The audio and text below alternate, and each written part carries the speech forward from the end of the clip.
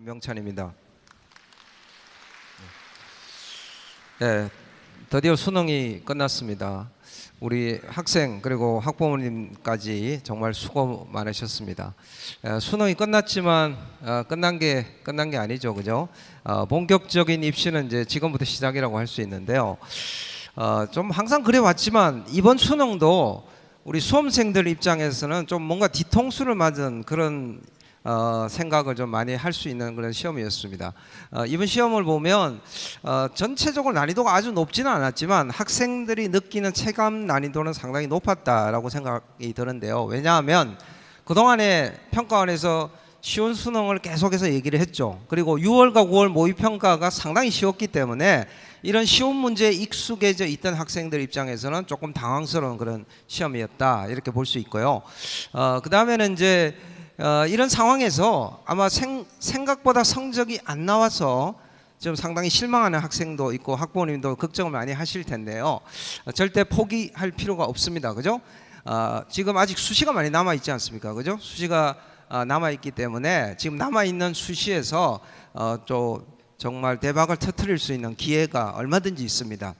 근데 지금 이 시점에서 아마 우리 학생들 학부모님이 가장 궁금하신 내용이 아마도 지금 이제 내일부터 뭐 논술 시험이 있고 또 면접 시험이 쭉 이어지는데 논술이나 면접고사에 응시할 것인가, 응시하지 않을 것인가, 이 부분 가장 궁금하실 거예요.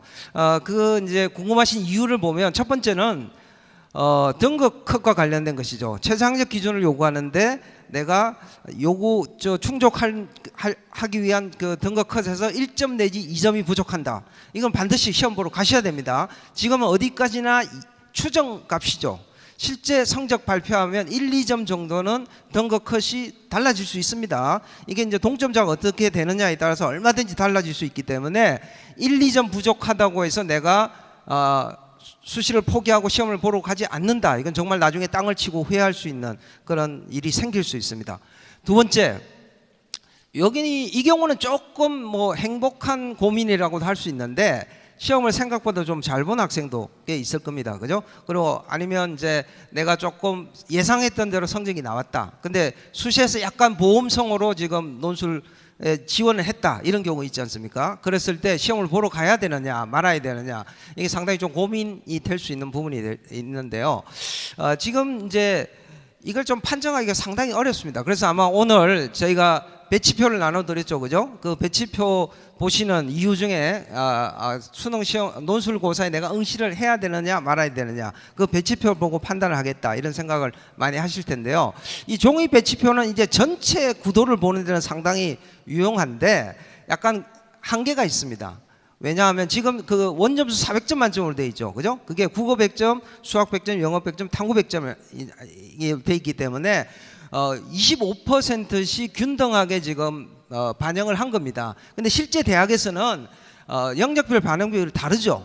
그래서 실제 대학별 환산 점수하고는 결과가 조금 다르게 나옵니다. 그래서 저희 이제 종랑원에서도 지금 바로 제공을 하고 있는데 온라인 합격 예측 서비스를 이용을 하면 이 대학별 환산 점수 기준으로 어느 정도 판정을 해줍니다. 그래서 그걸 이제 한번 이용해 보신 분도 이미 있을 텐데요.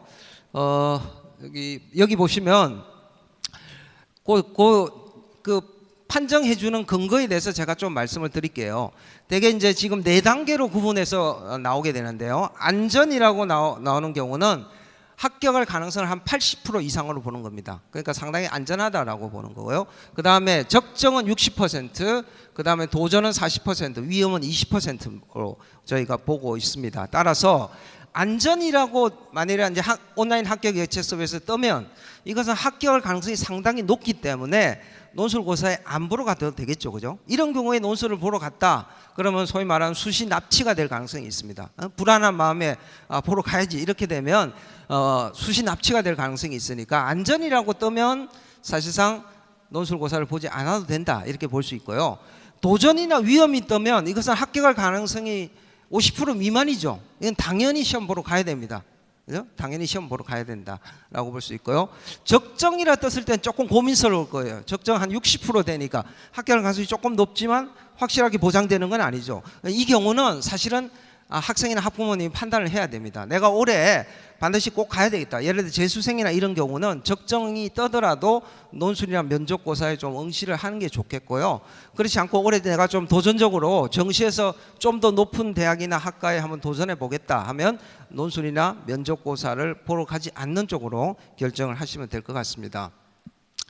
근데 이제 논술이나 면접고사를 내가 보러 가겠다라고 지금 이제 생각하고 준비를 하고 있을 텐데요. 논술 고사가 사실은 경쟁률이 굉장히 높죠. 논술 전형이 평균 한 40대 1 정도 됩니다. 그래서 과연 내가 이 40대 1의 경쟁률을 뚫고 내가 합격할 수 있을까? 약간 좀 조금 회의적인 생각을 하는 경우도 많은 것 같아요. 그래서 제가 외형상 경쟁률과 실질 경쟁률을 구분해서 좀 말씀을 드리겠습니다. 여기 보시면 외형상 경쟁률 굉장히 높죠. 뭐 서강대가 58.35대 1, 뭐 중앙대 73.6대 1, 뭐 이런 식입니다. 이게 이제 작년도 경쟁률인데요.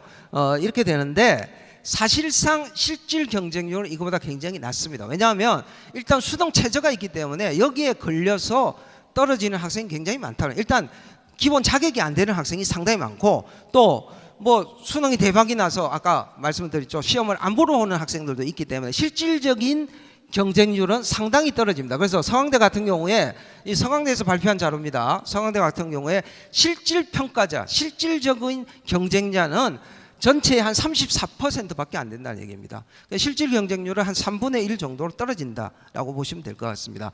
그리고 뭐 중앙대 인문사회도 마찬가지죠. 한 34% 실질 평가자 비율은. 그 다음에 경영경제는 한 46%.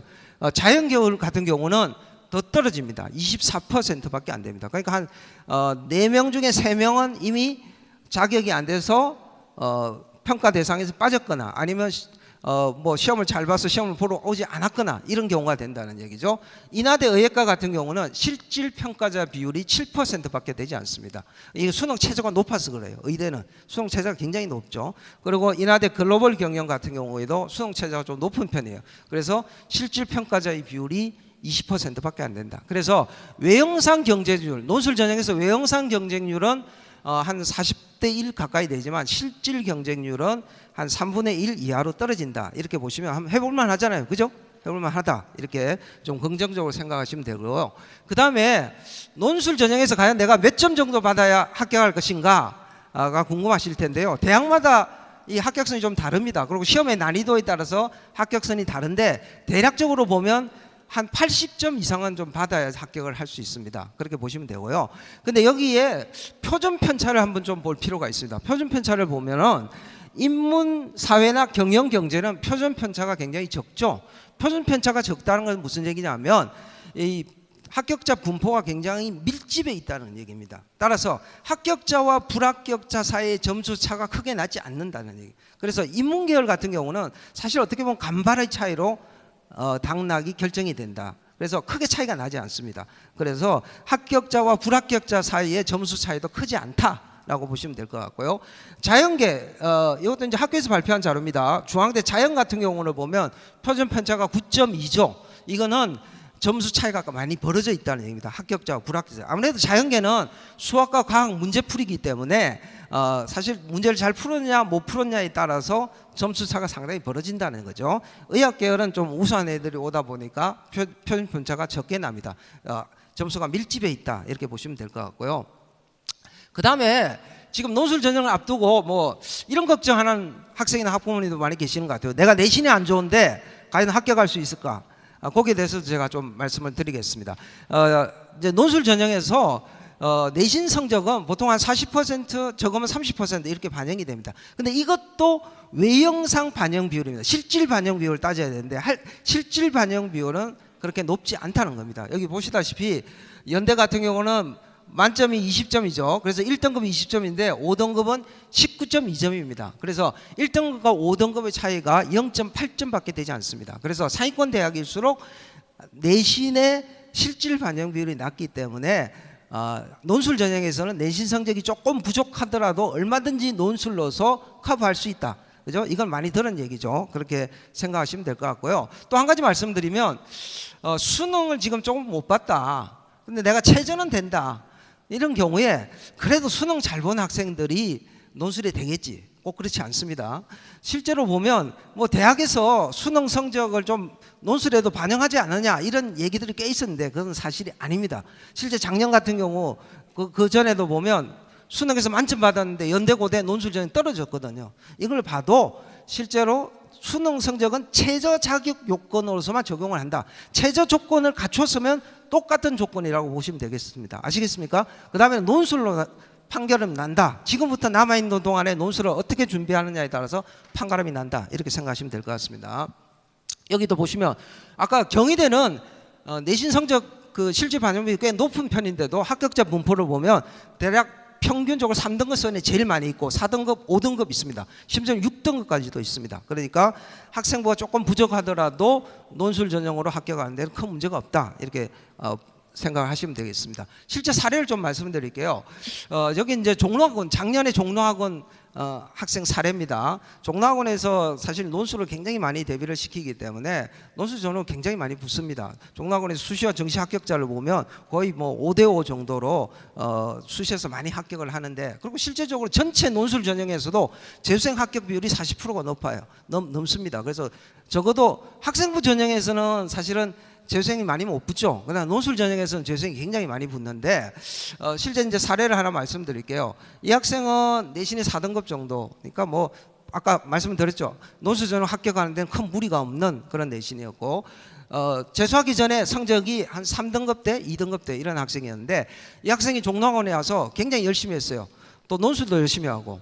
근데 수능을 굉장히 열심히 해서 성적이 굉장히 많이 향상이 됐어요. 그래서 6월, 9월에는 거의 전체 1등급을 찍고 이랬는데 실제 수능에 가서 약간 좀 실수를 했습니다. 그래서 작년에 국어가 굉장히 어려웠죠. 국어 비형이 어려워서 이 학생도 조금 당황해서 2등급을 받았고 탐구에서도 2등급 받았습니다. 근데 이 학생이 평소에 모의고사 성적이 잘 나왔기 때문에 목표가 고대 경영 아니면 뭐 성대 경영 이 정도 수준이었는데 정시로는 이 성적을 절대 못 갑니다. 그런데 수시에서 논술 전형으로 이 학생 논술 준비를 꾸준히 해왔고 수능 끝나고 결코 수능 성적이 생각보다 안 나왔지만 실망하지 않고 남은 일주일 동안 논술 준비를 정말 최선을 다해서 했습니다. 고대 경영 합격했습니다. 대박난 케이스죠. 그죠? 그다음 이 학생은 조금 더 성적이 떨어지는 학생입니다. 평균 4등급대 학생이었는데 이 학생 재수해서 성적이 좀 올랐지만 역시 그렇게 만족할 만한 성적은 안 나왔어요. 수능 기준으로 보면 만족할 만한 성적이 안 나와서 저 정도 성적이면 사실은 서울 수도권은 좀 만만치 않은 성적인데 이 학생은 역시 논술 전형으로 인하대 기계공학과 합격을 했습니다. 작년에 종로학원 학생 사례입니다. 인하대가 최저 기준이 어떻게 되는지 아십니까? 수능 최저? 이 학생 만족했을까요? 못했을까요? 했으니까 합격했을 거 아니에요. 2등급 1개입니다. 2등급 1개, 자연계열은 2등급 1개 딱 맞췄죠. 대박난 케이스죠. 그렇게 보시면 돼요. 근데 일부러 1개 맞출 필요는 없는데 1개 딱 맞췄습니다. 그리고 인하대가 수리 논술만 보거든요. 이 학생 수리를 좀 하는 학생, 그래서 합격을 했습니다. 그렇게 보시면 될 것 같고, 그 다음에 논술 준비하는 데 있어서 제가 좀 팁이 될 수 있는 얘기를 몇 가지 하겠습니다. 논술은 수능과 달리 대학별 고사입니다. 대학별 유형이 다르기 때문에 유형을 잘 맞춰서 준비를 해야 됩니다. 유형은 인문계를 보면 인문사회 통합형이 제일 많아요. 인문사회 통합형. 근데 수학이 들어가는 경우가 있죠. 여기 보시면 고대, 뭐 숭실대, 중앙대, 한양대, 상경 이런 데 수학이 들어가는데 이런 유형에서는 수학이 굉장히 중요합니다. 우리가 수능 전에 논술 봤죠. 그래서 종로학원에서 뭐 문제 복원을 다 했는데 학생들의 그 난이도 조사도 다 했습니다. 해보니까 건대 같은 경우가 건대 상경이 수학을 보거든요. 인문계지만 건대 상경이 수리 논술을 봅니다. 근데 수리 논술은 이제 굉장히 어려웠어요. 우리 선생님들도 분석을 해보니 굉장히 어렵다. 결국 수리 논술의 변별력을 가질 수밖에 없다. 그래서 이 수학이 들어가는 인문계 같은 경우에는 수학의 수리 논술에 상당한 비중을 두고 준비를 해야 된다. 이렇게 보실 수 있고요. 그 다음에 영어 제시문 들어가는 경우인데 경희대, 이화여대, 한국외대가 영어 제시문이 들어갑니다. 근데 영어 제시문은 그렇게까지 뭐 크게 두려워할 필요는 없는 것 같아요. 난이도가 수능에 나오는 지문 정도의 난이도입니다. 그래서 뭐 해석을 못해서 문제를 못 풀 정도는 아니고요. 영어 제시문이 들어가는 경우는 영어 독해력도 물론 기본적으로 갖춰야 되겠지만 기본적인 논술 실력이 바탕이 돼야 됩니다. 영어만 잘한다고 합격할 수 있는 논술 시험은 아니다. 이렇게 말씀드릴 수 있습니다. 그 다음 자연계 보시면 자연계는 최근에 보면 과학적으로 학생들이 좀 부담스러워하기 때문에 수학 단독형이 많아졌습니다. 그래서 수학 단독형이 굉장히 많고요. 그다음 과학 선택형. 예전에는 통합과학을 봤었는데 지금은 과학 선택입니다. 한 과목 선택하기 때문에 부담이 없어요. 성대는 완투로 나눠줘서 두 과목 선택입니다. 근데 나머지 다 한 과목 선택이니까 자기가 지금 수능에서 선택 과목 있죠? 그거하고 연계해서 준비를 하면 되니까 부담이 별로 없다라고 볼 수 있고요. 통합과학 유형은 조금 부담이 되는 그런 유형이다 이렇게 보실 수 있고요. 논술 합격 팁 마지막으로 몇 가지 말씀을 드리겠습니다. 논술 이제 합격 팁으로 보통 제일 많이 얘기하는 게 뭐냐? 글씨 크게 쓰라, 그죠? 크고 똑똑하게 써라. 교수님들 놓친내라서 잘 못 본다. 이런 얘기는 이제 너무 진부한 얘기라서 하지 않고 저는 조금 더 전문적인 얘기를 하겠습니다. 첫 번째, 지금 이제 얼마 안 남았죠. 그야말로 코앞에 닥쳤습니다. 이제는 강의를 듣고 이런 것도 좋지만 실전 연습을 얼마나 하느냐에 따라서 판가름이 납니다. 실전과 동일하게 연습을 해야 됩니다. 그래서 지금 이제 기출 문제나 그 예시 문제 있죠. 그 다음에는 우리 종로학원에서도 모의고사를 출제하는데 대학별 유형에 딱 맞춘 모의고사 문제를 갖고 실전과 똑같은 조건에서 특히 시간을 잘 지켜야 돼. 100분이면 100분, 120분이면 120분.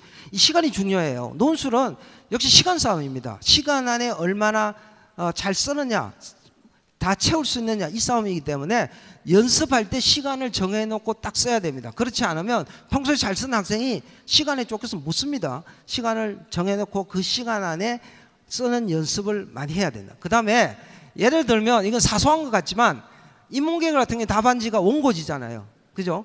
근데 이화여대나 성균관대는 원고지를 주지 않고 그냥 백지인데 밑줄만 그어져 있어요. 답안지가 달라요. 분량 제한이 없습니다. 그래서 이런 경우에는 역시 답안지도 똑같은 거 갖다 놓고 연습을 해야 됩니다.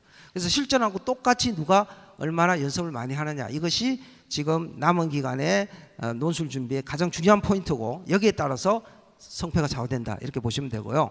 그 다음에 또 말씀드릴 것은 지금 보면 우리가 지금 수능 전에 논술고사 보면 건국대, 동국대, 홍익대 등등등 문제를 분석해 보니까 지문은 상당히 좀 쉬워졌어요. 옛날보다. 교과서 지문, EBS 지문. 학생들이 지문을 이해하는 데는 큰 문제가 없다. 문제가 뭐냐? 논제를 정확하게 분석해서 논제 요구 상황을 정확하게 써줘야 됩니다. 그래서 논제라는 건 뭡니까? 문제거든요. 수능에서 실수하는 학생도 가장 많이 하는 실수 유형이 뭐냐 하면 문제를 꼼꼼하게 안 읽어서 문제를 대충 읽고 써서 틀리는 겁니다. 논술에서도 마찬가지입니다. 이 논제를 정확하게 읽고 꼼꼼히 분석해야 돼요. 논제가 요구사항이 많은 경우가 많아요. 논조에서 요구하는 게 3가지인데 2가지만 쓰고 1개는 빼먹는 학생, 이건 무조건 떨어집니다. 1개 빼먹으면 다른 거 아무리 잘 써도 떨어진다. 그래서 문제를 잘 읽어라, 논제를 잘 읽어라. 이거 제가 한번 더 강조해서 말씀드리고요. 그 다음에 대학별 출제 경향이나 평가 기준. 예를 들어서 자연계에서 한양대, 서강대하고 한양대가 둘 다 수학 단독형입니다. 근데 조금 더 구체적으로 보면 출제 경향이 달라요. 서강대 같은 경우는 제시문이 굉장히 길어요. 그리고 문제를 풀기 위한 어떤 정보가 제시문에 다 들어가 있습니다. 그래서 제시문을 읽으면서 문제를 풀기 위한 정보를 얼마나 정확하게 찾아내서 그것을 적용하는가가 사실은 굉장히 중요한 포인트인 반면에 예를 들어서 한양대 같은 경우는 제시문이 짧아요. 제시문 분석도 중요하지만 문제 자체를 얼마나 꼼꼼하게 잘 푸느냐에 따라서 점수가 달라집니다. 그래서 출제량이 다르다는 거예요. 그래서 평가 기준도 중요한데 예를 들어서 중앙대 같은 경우는 불필요하게 배경 지식을 활용하는 것을 굉장히 부정적으로 평가합니다. 쓸데없이 자기 안다고 막 거기다가 아는 체하면 이건 굉장히 안 좋은 평가를 받는다는 얘기입니다. 그러니까 제시문 분석이 가장 중요한.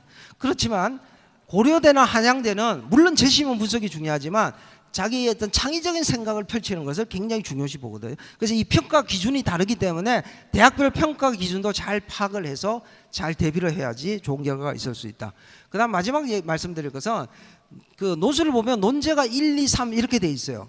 근데 알고 보면 이게 별개의 문제가 아니라 사실 상당히 유기적으로 연결되어 있는데 학생들은 각각을 따로따로 쓰는 경향이 있어요. 그래서 제가 권해드리고 싶은 방법은 논제를 1, 2, 3을 읽고 개요를 작성한 다음에 한 번에 써야 돼. 한 번에 쓰면 논리적으로 상당히 일관성 있는 서술을 하기 때문에 상당히 좋은 평가를 받습니다. 여기까지 말씀을 드리고요.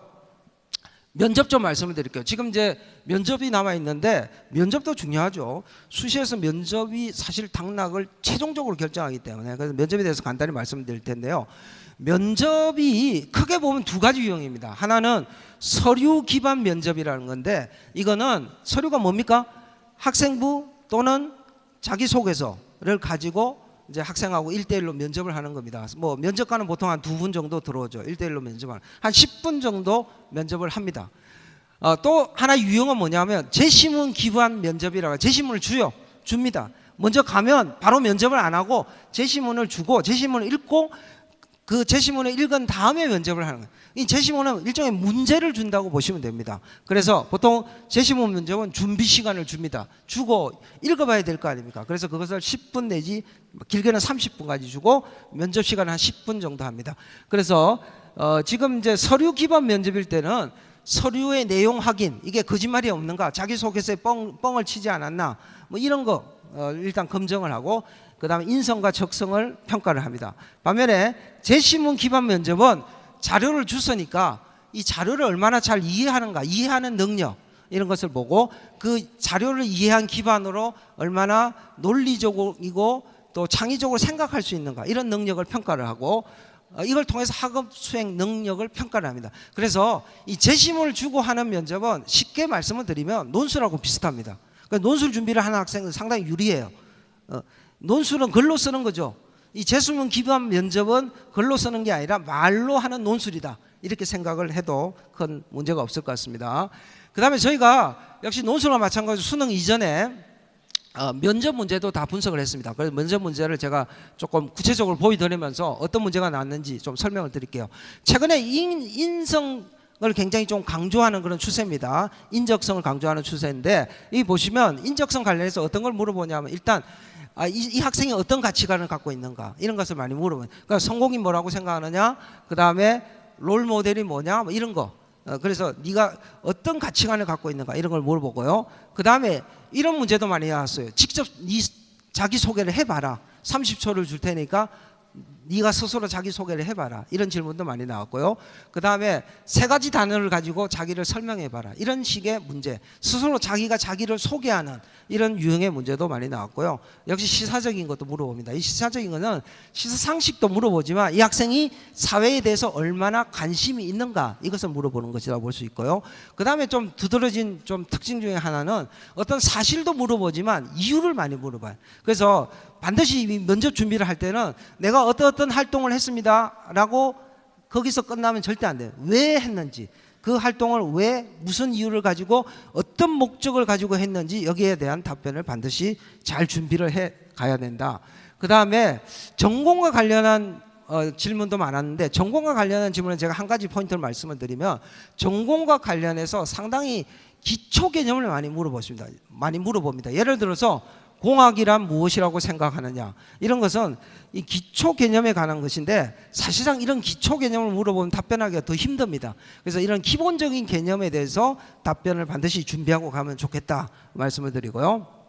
서울대 면접을 좀 말씀드릴게요. 서울대 면접이 이제 곧 실시가 되는데 서울대 수시에서도 이 면접이 최종 당락을 좌우합니다. 그래서 서울대 면접 좀 말씀을 드리면 서울대 면접이 조금 유형별로 나눠집니다. 일반 전형 1은 학업 능력 평가라 그래서 제시문을 줍니다. 그래서 30분 동안 준비 시간을 주고 그 다음 15분 동안 면접을 하기 때문에 상당히 힘청 면접입니다. 자연계는 상당히 어려운 수학 문제를 풀게 하고 인문계는 영어 제시문 또 뭐 한자가 들어간 국화문 혼용체 그걸 줍니다. 그래서 여기에 대한 이런 경우 여기에 대한 준비를 좀 잘 해야 되고요.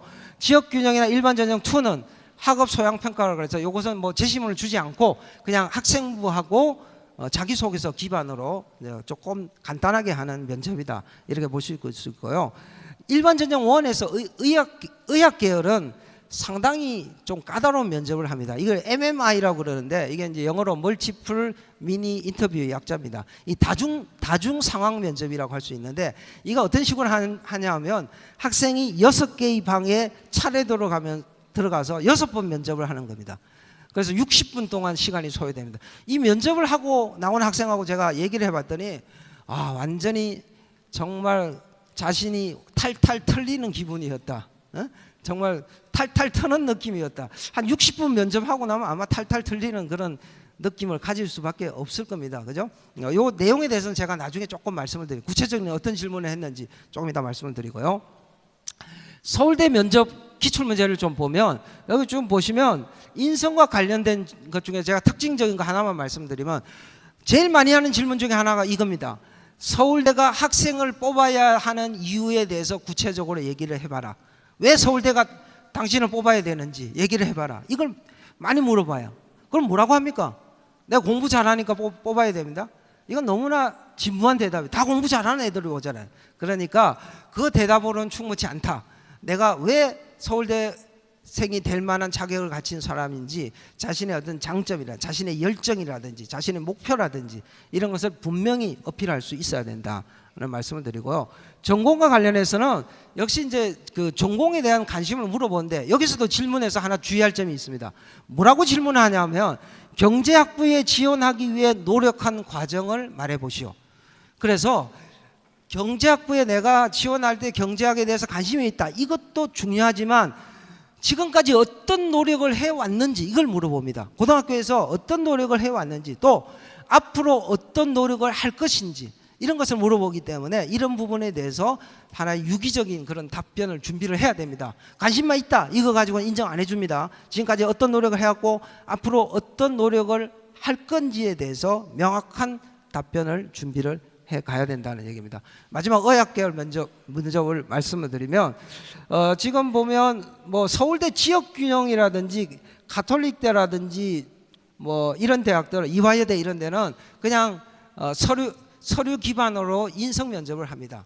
그 반면에 서울대에서도 일반 전형, 지역균형 일반 전형이 달라요. 일반 전형이라든지 계명대, 인제대, 인하대, 한림대는 아까 말씀드린 MMI 다중 상황 면접을 합니다. 상당히 어려운 면접을 하고 연대나 고대 같은 경우는 제시문 기반의 면접을 이제 진행을 한다 이렇게 볼 수 있습니다. 제가 그 MMI에 대해서 구체적으로 예를 좀 말씀을 드릴게요. 이 서울대에서 나온 문제입니다. 다중 상황 면접 실제 문제입니다. 실제 문제인데 뭐 이런 식이에요.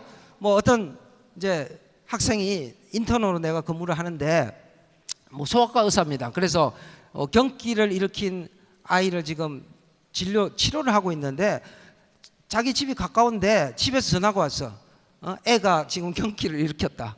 그럼 어떻게 할 거냐? 환자 돌보다가 말고 집에 가서 자기 애니까 자기 애를 돌볼 건가? 아니면 의사의 본분에 충실해서 자기 애가 어떻게 되든 내 알 바 아니다 하고 환자를 계속 돌볼 것인가? 이게 굉장히 어려운 질문이죠.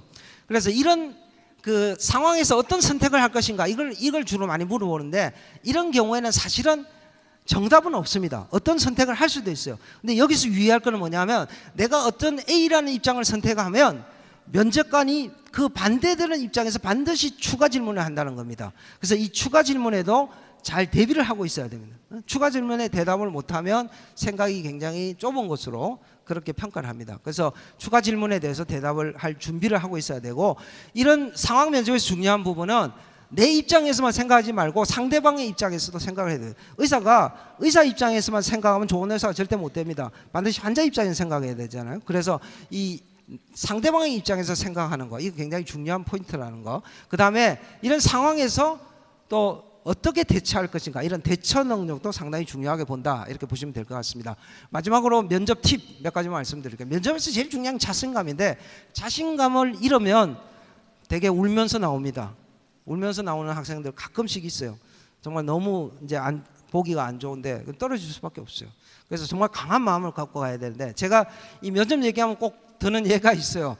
예전에 제가 면접을 좀 지도한 학생이었는데 굉장히 자신감이 넘치는 학생이었어요. 그래서 서울대 수시에 합격을 했는데 제가 어떻게 했냐 물어봤더니 제일 처음에 면접관이 물은 내용이 좀 학생 조금 마음을 편하게 해주려고 이제 오후 면접이었는데 점심 식사는 했습니까? 이렇게 물었어요. 학생이 예, 서울대 식당에 와서 먹었습니다. 내가 앞으로 4년간 먹을 밥이라서 미리 한번 밥맛이 있나 없나 먹어봤습니다.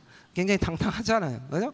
당당한 일은 그냥 쉽지는 않아요. 근데 이 정도 당당한 자세, 그리고 굉장히 적극적이잖아. 내가 서울대 꼭 붙어야 되겠다. 나 같은 사람 꼭 뽑아줘야 된다. 이게 동시에 드러나는 거죠. 그래서 이 학생 합격을 했습니다. 그래서 이런 자신감이 굉장히 중요하고, 아까 말씀드린 대학별로 전형별로 유형이 다르기 때문에 이 유형을 잘 파악해야 되는데, 유형 파악하는 방법 중에 하나가 선배가 있잖아요. 그게 합격한 선배를 통해서 좀 구체적인 내용을 좀 알아보는 것도 굉장히 좋은 방법 중에 하나고, 아까 말씀드린 사전 준비, 예상 질문을 좀 뽑아서 준비를 좀 하는 게 필요하고, 논술도 실전 연습이 중요하듯이 면접도 실전 연습이 굉장히 중요합니다. 그래서 이제 종로학원에서는 지금 뭐 오늘부터 시작이 됐죠. 이제 파이널 논술 면접 특강을 하고 있는데, 면접 같은 경우에는 전부 실전 위주로 합니다. 실전 연습, 실전과 똑같은 그런 상황에서, 특히 의학계열 면접 같은 경우도 MMI, 그러니까 6개의 방을 돌아가면서 실제로 실전과 똑같이 훈련을 시킵니다. 그래서 이런 실전 훈련을 많이 하면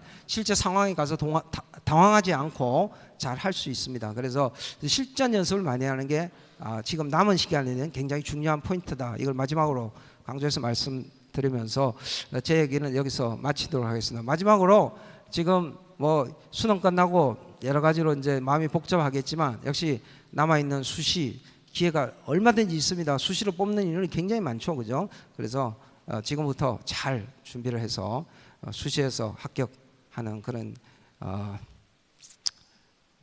그런 성공적인 결과가 있기를 바라면서 제 말씀을 여기서 마무리하도록 하겠습니다. 감사합니다.